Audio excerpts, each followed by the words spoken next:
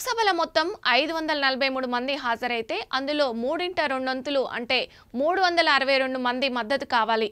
ప్రస్తుతం ఎన్డీఏ ఖాతాలో ఉన్న ఎంపీలు 293 మంది.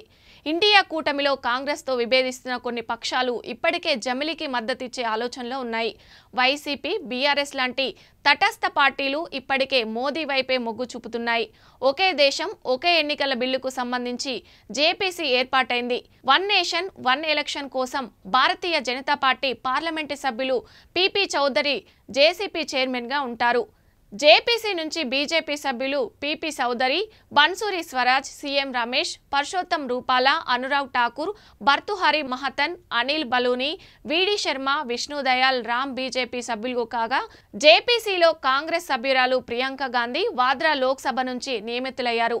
అలాగే మనీష్ తివారీ, సుఖదేవ్ భగత్ కాంగ్రెస్ సభ్యులకు కమిటీలో చోటు కల్పించారు.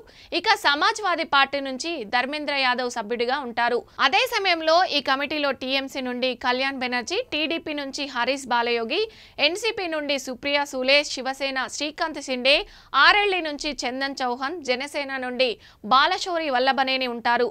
ఈ కమిటీలో రాజ్యసభ నుంచి 10 మంది సభ్యులు ఉంటారు. మంగళవారం లోక్సభలో వాడివేడి చర్చ తర్వాత 2 వన్ నేషన్ వన్ ఎలక్షన్ బిల్లును ప్రవేశపెట్టారు. దీనికి రాజ్యాంగ సవరణ అవసరం.